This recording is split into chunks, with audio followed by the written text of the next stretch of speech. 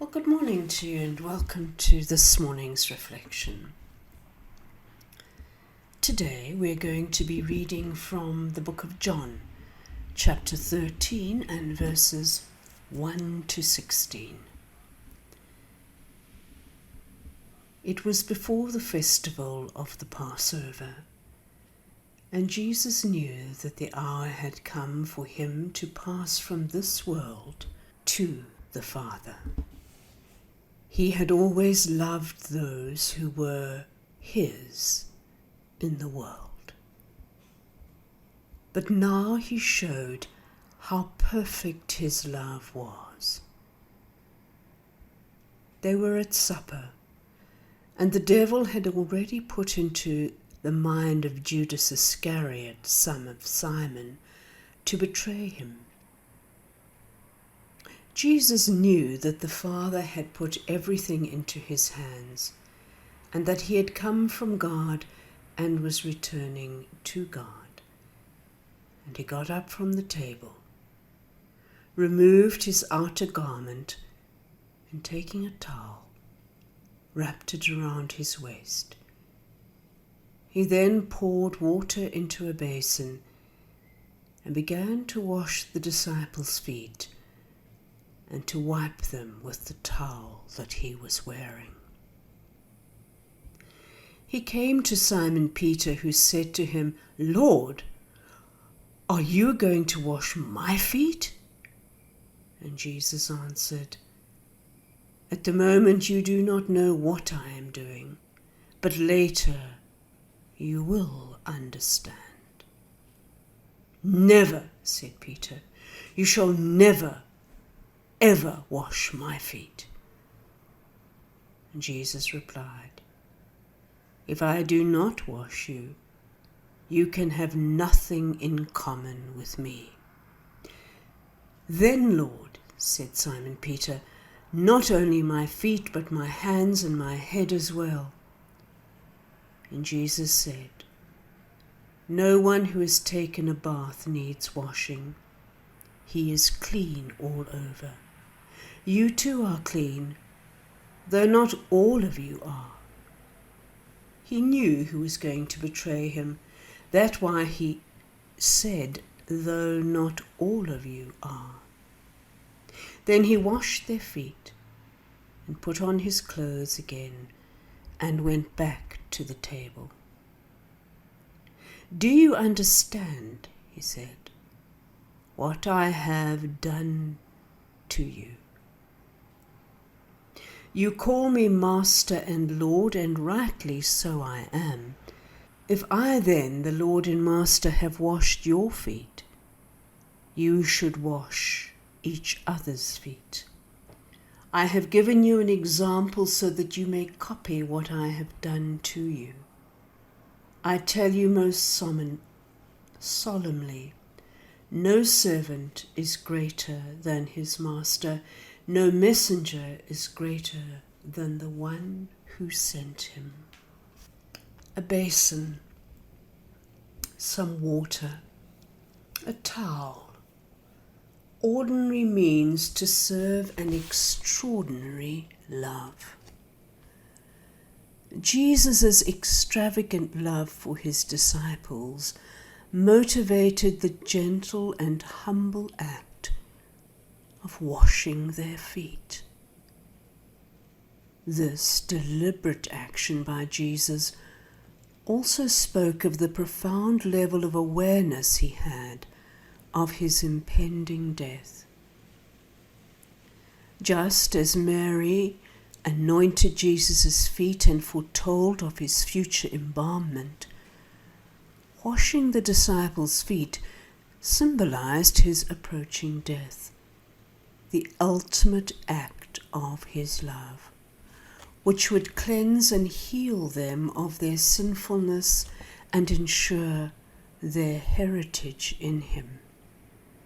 This incident is one of the most tender in the Gospels. Washing his disciples' feet was for Jesus and for them an intimate moment of transparent vulnerability and surrender. Not even the evil intent active within Judas could destroy its spirit of goodness. This simple human gesture not only gave expression to the love which had grown between Jesus and his disciples throughout the years of the public ministry, but also represented the disciples' initiation into their own mature ministry without their master's physical presence. I have given you an example so that you may copy what I have done to you. As Jesus laid down his garments, he was deeply conscious of the nearness of the hour in which he would lay down his life for those he loved. Wrapping a towel around his waist in the manner of a slave, he, the Master and Lord, voluntarily submitted himself to the radicalness of a love that serves. In this reversal of roles, Jesus called his disciples also to become willing servants of love, even to the point of laying down their lives for others. The water Jesus poured over their feet was the cleansing water of purification, a symbol of his self-emptying death.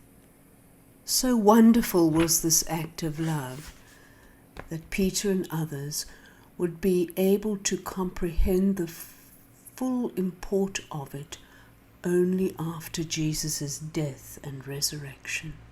Only then would they understand the baptismal symbolism of their experience.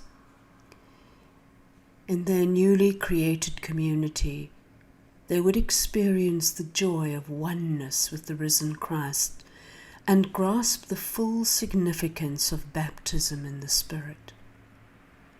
A basin, some water, and a towel had become for the disciples and for us a powerful prophetic symbol of the wholeness of Jesus' life, death and resurrection and ascension, the wholeness of his love.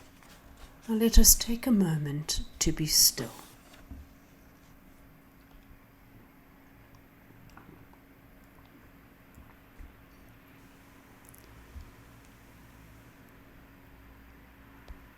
Now imagine Jesus walking into your church on a Sunday morning, and you see him opening his hands, and you listen to him say in a way that speaks to your heart, "I have not called you servants, but friends." You become aware of what passes through your mind, what surges in your heart as you hear him say these words.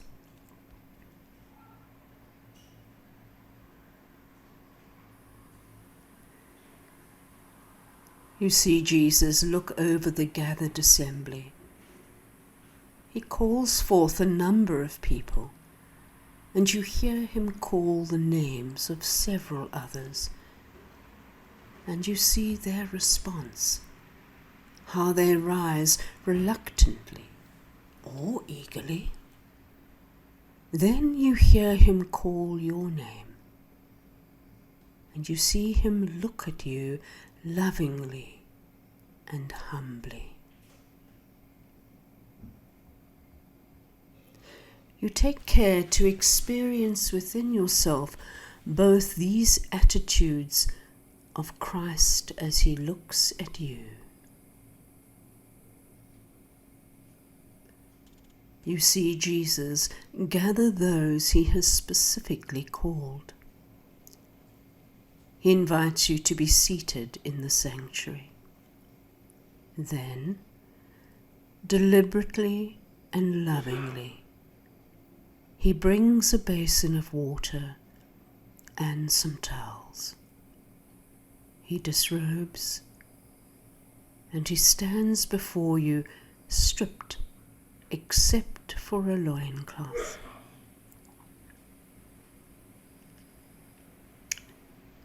You notice the shadow of scars on his side, on his hands, and on his feet. Then Jesus kneels before you and begins to wash your feet. You are acutely aware of your feelings, perhaps embarrassment, perhaps wonder and awe, tenderness. And when Jesus has finished, he says to you, "As I have done for you, go and do likewise for others." Consider to whom you will go, and how will the intimacy and love of Jesus for you spill over into your family and into your faith community and to others? Whose feet will you wash? To whom will you go?